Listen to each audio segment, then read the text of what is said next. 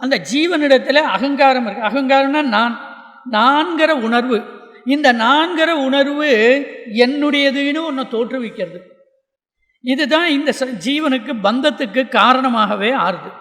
ஆனால் உண்மையிலேயே இந்த ஜீவனுக்கு இதெல்லாம் இல்லை. அப்போ ஆச்சாரியால் கேட்குறான், இது எப்படி கழட்டுறது? கழட்டலேன்னா கழற்றாமலே நான் பெரியவன், நானே பெரியவன் அப்படின்னு சொல்லிண்டா அகங்காரம், அவன் ராட்சசன், அசுரத்தனம் எல்லாம் சொல்கிறேன். கீதையில் இதுக்குன்னே ஒரு அத்தியாயம் தெய்வாசுர சம்பத் விபாக யோகம்னு 16வது அத்தியாயத்தை பிரித்து சொல்லியிருக்கார். எல்லாம் நான் தான் பெரியவன். முதல்ல நான் பெரியவன், அடுத்தப்புறம் நான் தான் பெரியவன், அதுக்கப்புறம் நானே பெரியவன், அப்புறம் எனக்கு மேலே பெரியவன் யாருமே இருக்கக்கூடாது அப்படின்னு வந்துடுத்துன்னு வச்சுக்கோங்க. வரும், அது மனுஷ சுபாவம் வரும். இதெல்லாம் கரட்டி விட்டால் நான் சுவாமி ஆயிடலாம், நான் பரமாத்மாவாக ஆயிடலாம். ஆகலாம்னா ஒன்றும் இல்லை, நான் இப்போவே நான் பரமாத்மாவாக தான் இருக்கேன். ஆனால் என்னால் நான் தெரிஞ்சுக்க முடியல. எப்படி சார் கழட்ட முடியும்னு கேட்டான். தினம் நீ கழட்டி விட்டுருந்தானையா இருக்க எல்லாத்தையும்.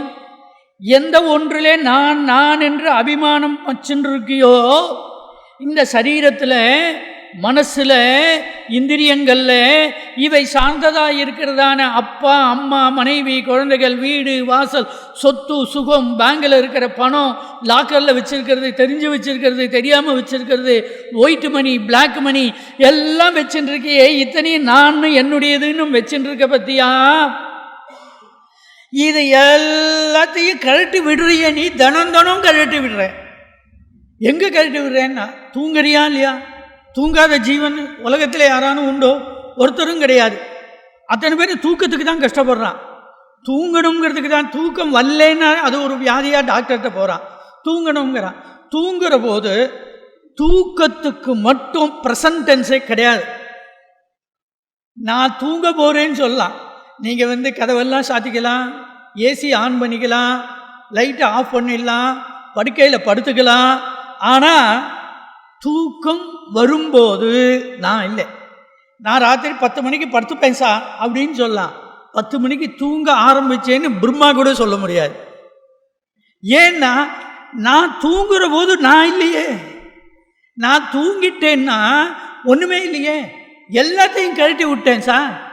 எனக்கு மனைவி இருக்காளா, குழந்தைகள் இருக்கா, பெரியவா சொல்கிறா, அப்பா இருக்காளா, அம்மா இருக்காளா, வீடு இருக்காளா, நான் எந்த ரூமில் படுத்துட்டுருக்கேன், எந்த ஊரில் படுத்துட்டுருக்கேன், என் பெயர் என்ன, என்னுடையது என்ன, என் சொத்து என்ன, என்னுடைய சரீரம் எல்லாம் கழட்டி விட்டாச்சு. மனசுக்குன்னு எல்லாத்தையும் கழட்டி விட்டாச்சு. அதனால இப்படி எல்லாத்தையும் கழட்டி விட்டு கொண்டே இருக்கிறோம் தினம் தூக்கத்தில். ஆகையினால பிரஜை இல்லாமல் கழட்டுறோம். பிரஜையோடு கழட்டி விட்டால் ஞானி.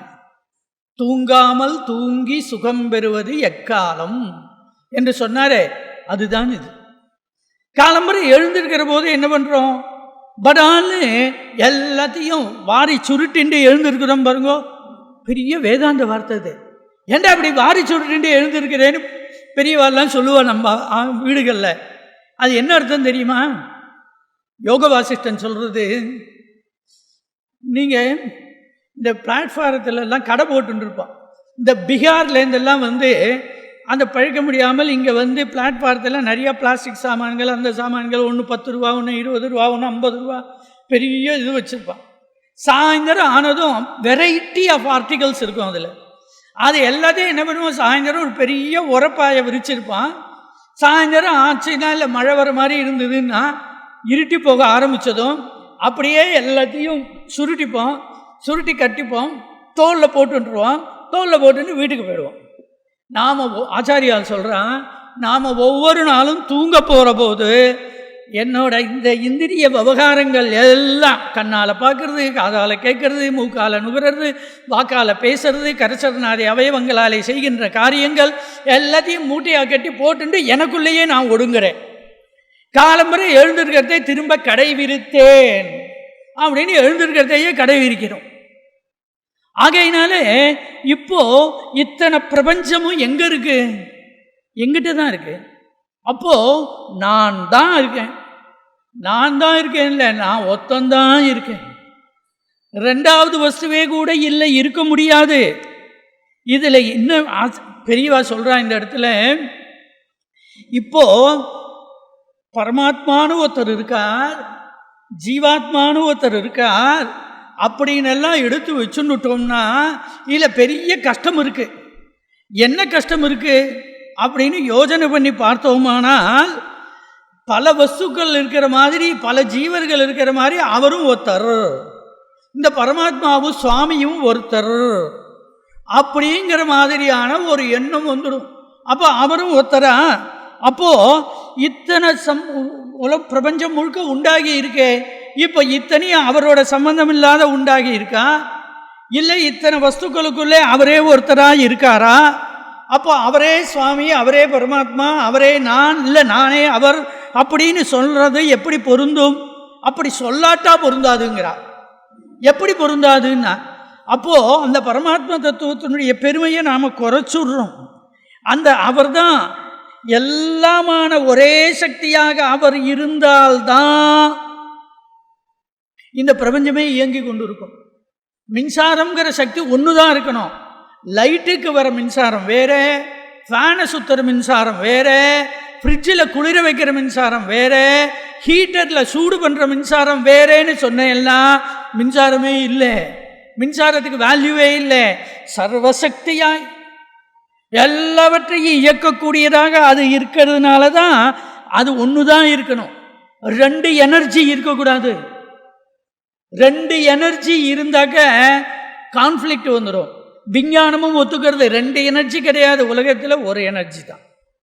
பெரியவா சொல்கிறா, பெரியவாளோட விஞ்ஞான ஞானம் இருக்கே நம்மளால் நினச்சி கூட பார்க்க முடியாது. இன்னொரு விஷயம் சொல்கிறா, விஞ்ஞானம் சொல்கிறது எனர்ஜி இஸ் இன்விசிபிள். எனர்ஜியை உங்களால் பார்க்கவே முடியாது. எத்தனையோ விஷயங்களை பார்க்க முடியாதுங்கிறது இருக்கட்டும், எனர்ஜியை பார்க்க முடியுமோ?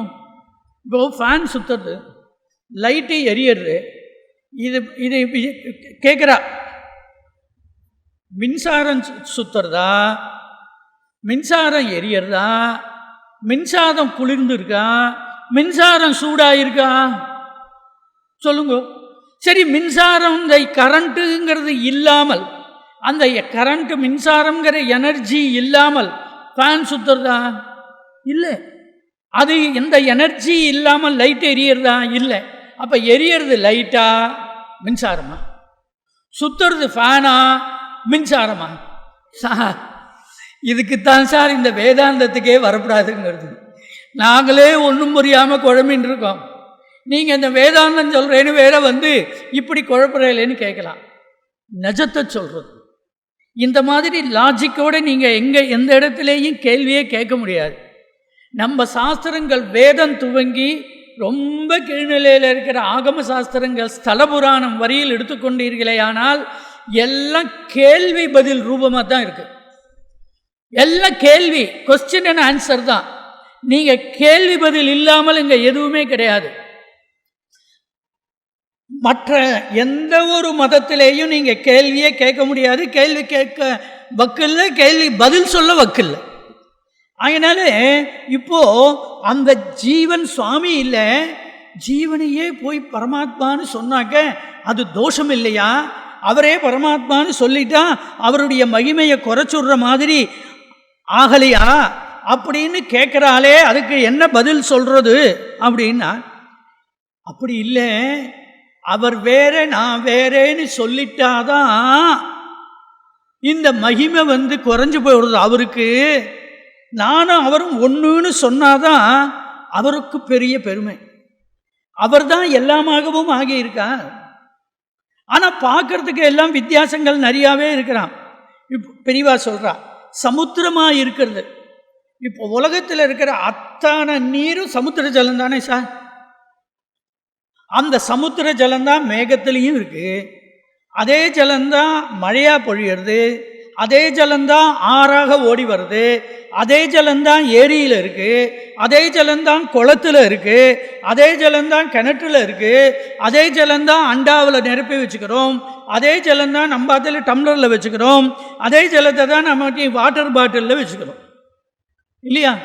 ஆகையினாலே இப்போ இதுக்கு எல்லாத்துக்கும் மூலமாக இருக்கிற ஜலம் எது? சமுத்திர ஜலம்தான். அந்த ஒரே சமுத்திர ஜலம்தான் இத்தனையும் இருக்கு. ஆனால் இத்தனையும் இருக்கிற போது ஒவ்வொன்றுக்கும் அந்தந்த இடத்துல பேர் வேறு, அந்தந்த இடத்துல வடிவம் வேறு. நேம் அண்ட் ஃபார்ம் மாறுபடுறது, நாமரூபங்கள் மாறுபடுறது, வேறு வேறு ரூபத்தை எடுத்துக்கிறது, வேறு வேறு பெயரோடு வருது. ஆனாலும் நீர் ஜலம் என்று சொன்னால் ஒன்றா தான் இருக்குது. இப்படி தான் இந்த பரமாத்ம தத்துவமானது இப்படி பல இதுக்கு பேர் உபாதின்னு பேர் சார். உபாதினா ஒன்றும் டெக்னிக்கல் டேர்ம்ங்கிறதுனால இது தப்பாக நினச்சிக்காதீங்கோ. தட் விச் கண்டிஷன்ஸ், அதான் எது ஒன்று எதனை வரையறுத்து விடுகிறதோ அது உபாதின்னு பேர். இந்த மின்சாரத்தை ஃபேன் வரையறுத்துடுறது. மின்சாரத்தின் இடத்துல அளப்பரிய சக்தி இருக்குது, எது வேணாலும் செய்யும். ஆனால் இந்த ஃபேனுங்கிற உபாதியோட இந்த இன்ஸ்ட்ருமெண்ட்டோட சம்மந்தப்படும் போது அது சுத்தத்தான் செய்யும். 0 வாட் பல்பில் சம்மந்தப்படுற போது அவ்வளோதான் வெளிச்சத்தை தரும். 1000 வாட் பல்போட சம்மந்தப்படுற போது அதுக்குள்ள வெளிச்சத்தை அது தரும். அது மின்சாரத்து மேலே இருக்கிற குறையோ இல்லை. மின்சாரம் ஒன்று தான். உபாதிகள்னு சொல்லக்கூடிய இவைகள்னாலே வேறுபாட்டை அடையிறது. இதனுடைய மூல இருப்பில் இந்த உபாதிகள்லாம் அற்றதாக அது இருக்குது. இதுபோல் இந்த பரமாத்ம தத்துவமானது இந்த பலவிதமான உபாதிகளோடு சேர்ந்ததாக இந்த ஒவ்வொரு ஜீவனும், கொசு, புழு, பூச்சியிலேருந்து ஆரம்பித்து பிரம்மா வரையிலும் பலவித ஜீவர்களாக நமக்கு தோன்றினாலும் கூட, பலவித ஜந்துக்களாக தோன்றினாலும் கூட உள்ளே இருக்கிற வஸ்து ஒன்று தான். எறும்புக்குள்ளே இருந்து அதனை இயக்கிறதும் ஒன்று தான். எறும்பு அதே பிரம்மாக்கிட்ட இருந்து, நம்மிடத்திலிருந்து, மகரிஷியின் இடத்துக்குள்ளே இருந்து, தேவனிடத்துக்குள்ளே இருந்து இயக்குகின்றதும் ஒரே சக்தி தான். அந்த எந்த ஒரு சரீரத்துக்குள்ளே இருந்து கொண்டு இதை இயக்குகிறதோ அந்த சரீரமும் ஒன்று தான். எறும்பு, புழு இவற்றினுடைய சரீரமும் பாஞ்சபௌதிகம், நம்மோட சரீரமும் பாஞ்சபௌதிகம். ஆகையினாலே எல்லாம் பாஞ்சபௌதிகமானது தான். இவை எல்லாமே அது உள்ளே இருக்கிற வஸ்துவும் ஒன்று தான். இதைத்தான் பிரகிருதி என்றும் புருஷன் என்றும் சொல்கிறோம். இதில் இந்த மனுஷனுக்கு மட்டும் கொஞ்சம் உயர்ந்த நிலை கொடுத்துருக்கா. இது ஆபத்தாகவும் இருக்குங்கிறா விரிவா. இந்த எல்லா ஜந்துக்களுக்குள்ளேயும் ஜந்துனாம் நரஜன்ம துர்லபம், அரிதறிது மானிடராய் பிறத்தல் அரிதுன்னு சொல்லாமே கூட இந்த மனுஷ ஜென்மால தான் ஒரு கஷ்டம் என்னன்னு கேளுங்கோ. பாவம் புண்ணியம் ரெண்டும் சாஸ்திரம் ஆரம்பத்தில் பார்த்தா விதி நிஷேதம் மனுஷ ஜாதிக்குத்தான். மனுஷனுக்கு தான் இத்தனை சாஸ்திரங்கள். இவனுக்குத்தான் பாவம் புண்ணியம். இதை செய்தால் பாவம், இப்படி நினைச்சா பாவம், இதை செய்தால் புண்ணியம், இப்படி நினைச்சால் புண்ணியம். சாஸ்திரம் சொல்கிறது தான். நானாக நினச்சி இது புண்ணிய பாவத்துக்கு நான் இது புண்ணியம் இது பாவம்னு நான் சொல்ல முடியாது. சாஸ்திரம் என்ன சொல்லியிருக்கோ அதுதான். இது மனுஷ ஜாதிக்கு மட்டும்தான். இன்றைக்கி ஏகாதசி, நாளைக்கு ஏகாதசி விரதம் நான் இருந்தேன்னா புண்ணியம். ஒரு புலி ஏகாதசி விரதம் இருந்ததுன்னா சமஸ்கிருதத்தில் ஒரு ஸ்லோகம் உண்டு. அதனால் ஒரு வியாக்கிரம் அது ஏகாதசி விரதம் இருந்ததுன்னா இந்த விரதம் எல்லாமே பாரணையில் தான் பூர்த்தி ஆகும். நம்ம இடத்துல எந்த ஃபங்க்ஷனாக இருந்தாலும் கடைசியில் ஃபீஸ்ட் விருந்தில் தானே பூர்த்தியாகுது. அதனால இது துவாதசி பாரணையில் தானே பூர்த்தியாகுது. இப்போது நான் மறுநாளைக்கு காலம்பரை பாரணை பண்ணணும் சீக்கிரம், ஹரிவாசரம். அந்த புலியும் பாரணை பண்ணணுமோனோ. புலி பாரணை பண்ணால் என்ன பண்ண போகிறது? நேற்று முழுக்க சாப்பாடில் பட்டினி ஏகாதசி, இன்றைக்கி 10 மானை அடித்து சாப்பிடணும் அப்படின்னு 10 மானை அடித்து சாப்பிட்றது தான் அது. இப்போ என்ன கேள்வி என்னன்னா, அது ஆச்சாரியால் சொல்லிட்டு சொல்கிறார், இப்போது ஏகாதசி விரதம் இருந்ததே புலி, அதுக்கு புண்ணியம் உண்டா? இந்த மானை அடிச்சதே பாவம் உண்டா அப்படின்னா கிடையாது. ஆகையினாலேயே இந்த மனுஷ ஜென்மா உயர்ந்ததுன்னு சொன்னாலும் கூட மனுஷ ஜென்மா தான் ரொம்ப டேஞ்சரஸ். மனுஷ ஜென்மாவில் தான் பாவம் இருக்குது, புண்ணியம் இருக்குது.